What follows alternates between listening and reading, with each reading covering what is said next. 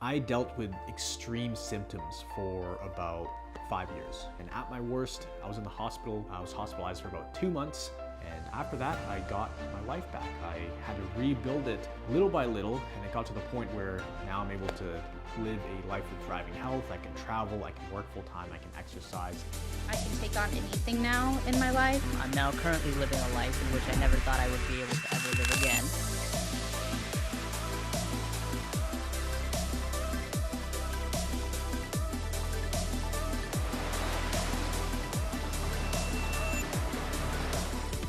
Today, I'm going to answer the age-old question that we're all wondering: what exactly is brain retraining? Now, for the last few years, brain retraining has been a buzzword that's kind of popped up in this whole CFS community with long COVID, dysautonomia. Brain retraining is one of those fancy words that a lot of programs throw around, and to be fair, we use that word a lot as well. Now, when you think of brain retraining, you think of something that's quite complex. There's some magical formula, some hidden magic behind what's going on. But at the end of the day, it's actually quite simple. And we're gonna break it down into the absolute simplest way possible that we've seen to work with many people. And I'm gonna try to break it down for you in a way that makes sense. As I know, a lot of people who are watching this video, they either have a lot of pain, a lot of mysterious symptoms, lots of fatigue, potentially a lot of brain fog as well. So the last thing I want is to confuse you with some technical terms or super scientific stuff. So as I said, I'm going to explain this in the simplest, easiest way possible. Now, if you don't know who I am, my name is Miguel Bautista. I'm fully recovered from chronic fatigue syndrome, and I dealt with extreme symptoms for about 5 years, 4.5 to 5 years. And at my worst, I was in the hospital. I was hospitalized for about 2 months. I was completely bedridden. I literally had to drink a lot of food through a straw. I had to learn how to use a wheelchair, learn how to use a walker. And after that, I got my life back. I had to rebuild it little by little, and it got to the point where now I'm able to live a life with thriving health. I can travel, I can work full time, I can exercise. And I really had to work to get my life back. And brain retraining is one of those things that really helped me.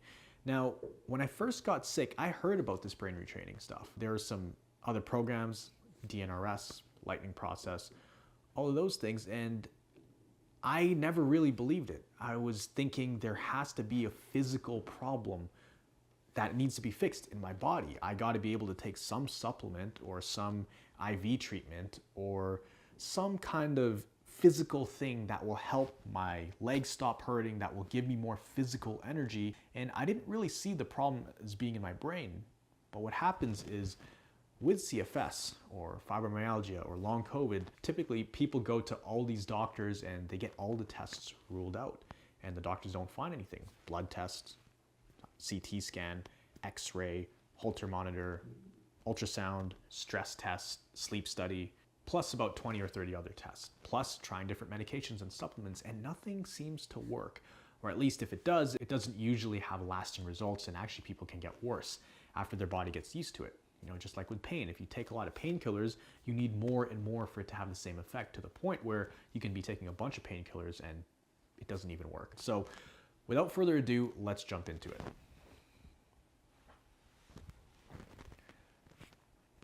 What exactly is brain retraining? Now, brain retraining refers to the process of using various techniques to change the way the brain functions, usually in order to overcome a particular issue or condition. Neuroplasticity is the key to this process. By creating new neural pathways and connections and reawakening old ones in the brain, we can change the way we think, feel, and respond to the world around us. In the context of CFS, this means that we can use brain retraining techniques to reduce the brain's sensitivity to stress and pain and increase its ability to not trigger symptoms. And that is crucial here, because right now our brain is in a very, very hypersensitive state. Now, if we look at what's happening with CFS, because CFS is essentially a hypersensitive nervous system, and if you haven't watched my video breaking that down, make sure to go check it right up here. A hypersensitive nervous system slash hypersensitive brain, because they are one and the same, this is kind of how it looks, right? You have some kind of stimulus over here. Now this stimulus, it can be anything from somebody turning on the lights and the lights coming on, or hearing a noise or feeling an emotion or standing up and you feel sensations. Any sort of stimulus or input on the nervous system, usually the stimulus, it can go to one of two places, right? Usually with CFS, it looks like this. Immediately, all stimulus, it leads to putting your body into sympathetic mode, right? Your fight or flight mode is engaged. Now, when that happens, you are in survival mode and you have lots and lots of symptoms. And I'm actually gonna make that red, right? Because red, that's not the ideal place to be. The further you go down on those neural pathways, think of this as neural pathways, the more symptoms you're gonna feel. So as you can see here, the further down you get, the more intense symptoms you're gonna feel, right? Now, that's scenario one. That's for a CFS body. For a normal body, which at one point you were normal, at one point you could walk around and not feel any fatigue. You could probably hop on airplanes, you could probably go for a run, you could probably exercise and work and look at a screen without having headaches and crazy fatigue. There was a time when you can shower and your heart rate didn't go through the roof because you had POT symptoms. Or there was a time where you could walk up a flight of stairs and didn't have to think twice. Whereas now you might be getting shortness of breath and things like that, right?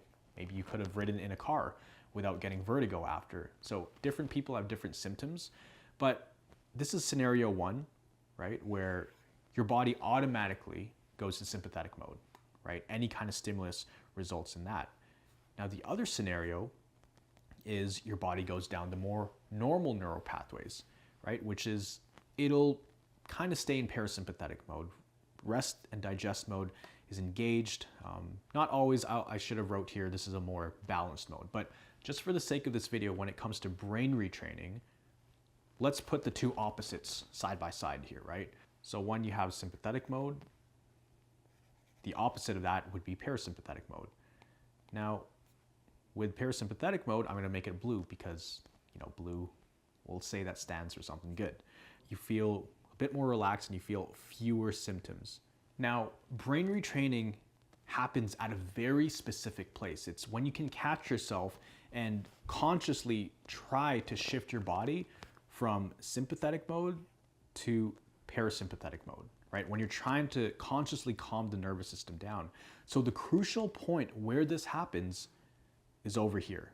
This is where brain retraining happens, right? You have a stimulus, you feel sensations in your body, and what happens as a result of those sensations is what determines whether you go further down the hole of CFS or cause your nervous system to be more hypersensitive or cause it to be less hypersensitive. So here you have a crucial window where you have to consciously calm down your fears, your anxieties, your attention on the symptoms, and move your focus onto something that is calming or more pleasant. Something else other than the pain and the negative emotions and all of that stuff. Because the more negative things you feel, the further down this path you're gonna go.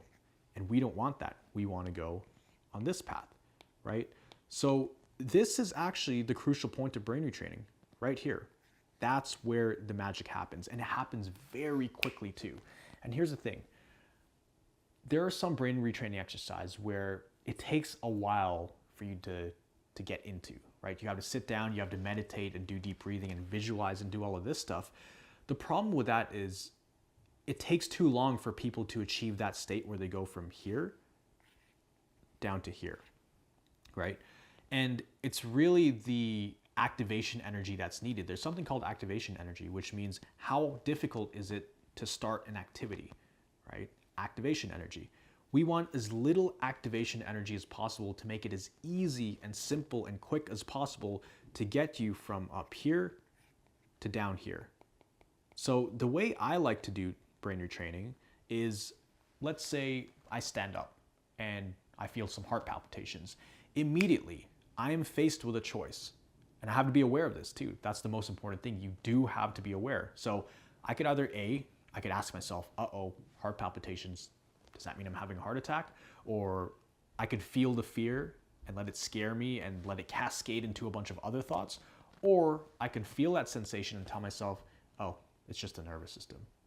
And I have a video up here that breaks that down, how you want to throw everything under one umbrella. You basically want to say, yeah, that is definitely the nervous system Granted, as long as you have had everything else checked out. But this is the crucial point where that happens. This right here, right?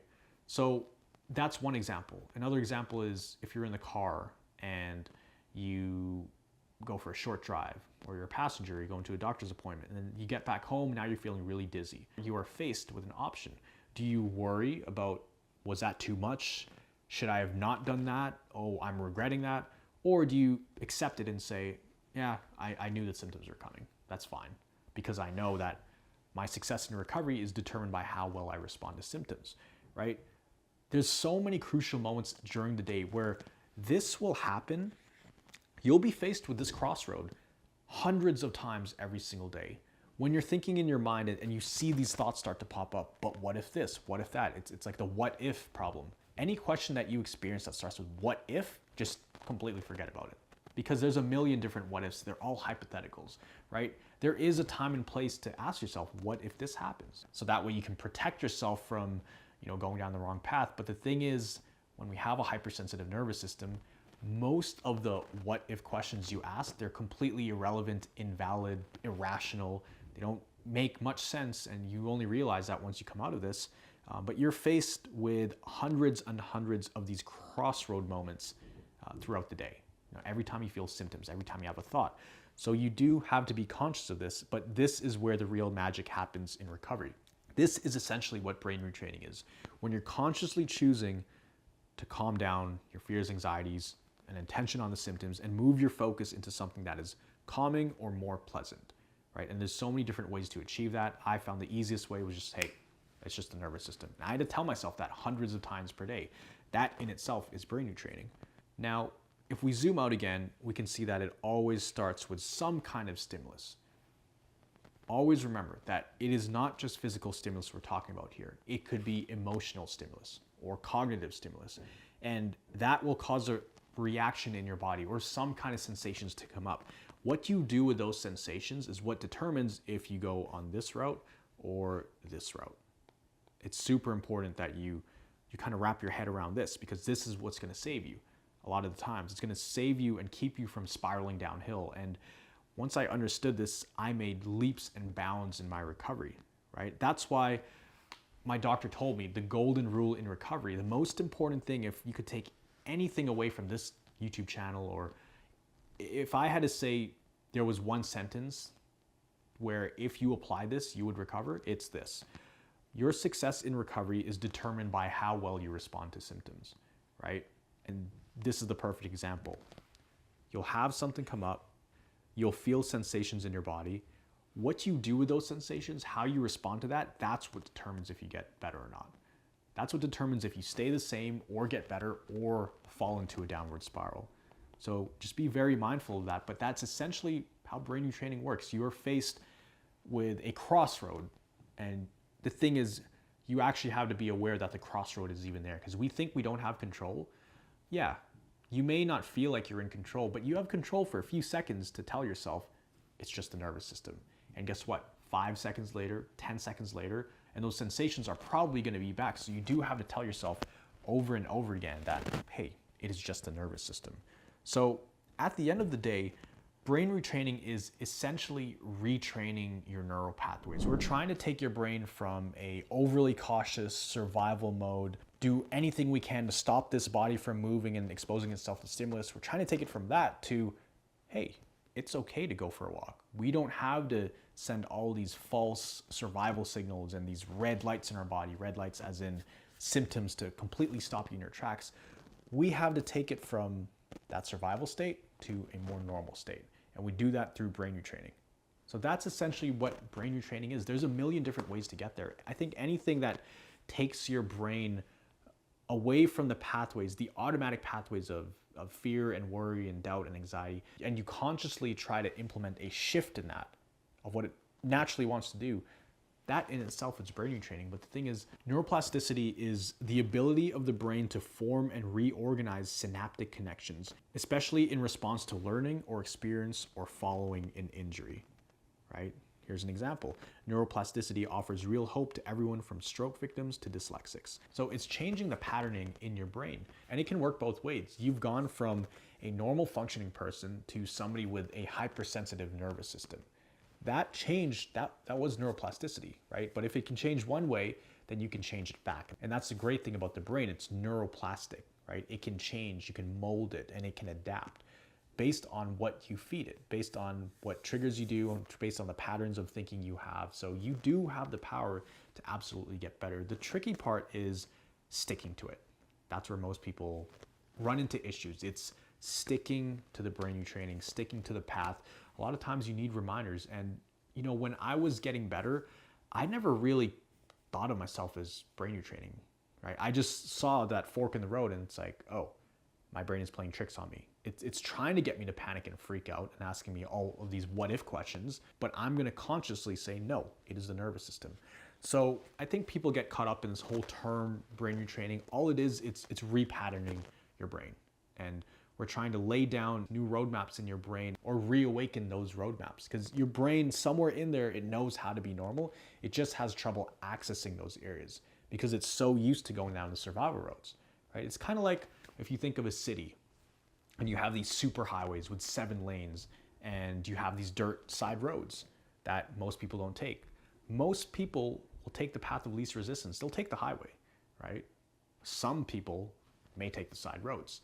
Your body and the way humans work is our internal processes will typically take the path of least resistance, especially with the way we think, just us as humans, the path of least resistance. So if it's so used to going down the super highway, it's going to be really hard, and you're going to have to remind it over and over again, hey, we need to take the side roads. We need to take the side roads. And it's going to be like, why? It's so easy to drive on this highway. We're so used to it. To your brain's physiology, it's easier for it to do that. Even though you're feeling pain and experiencing a lot of discomfort, it doesn't care. It doesn't care about your feelings. It will just go down those neural pathways because that's what's easiest. So it's like trying to repave these side roads to make it all nice again, make it more appealing to go down. And over time, you get used to going down those side roads. And those side roads, you build over it, you upgrade the road, and next thing you know, you're taking that every day, right? So right now, your brain is on a super highway, and that highway is symptoms, survival mode, fatigue, anxiety, fear, all of that stuff. So that will be like the natural state. The unnatural state right now for your mind is to take the side roads. So I hope this video helps. I hope that really breaks down how brain retraining works in a nutshell. Again, these are all analogies. I'm not a scientist. I'm not a doctor or anything like that. I'm just sharing with you my experience and what we've seen with people in the program recovering, because we get real results with people in the program from all around the world who have tried so many different methods. And it seems like the simpler we can explain things, the easier it is for people to wrap their heads around what's going on and what they're even trying to accomplish with the brain retraining, the better it is for them to stick to it. The more they can stick to it, the more success they will see, the more health they will achieve, and they're just that much closer to thriving health. So if you did enjoy this video, hit the thumbs up button, comment down below your biggest takeaway from this video. And as always, remember that you are a thriver and you are just one mind shift away from living a life with thriving health. I'll see you in the next video.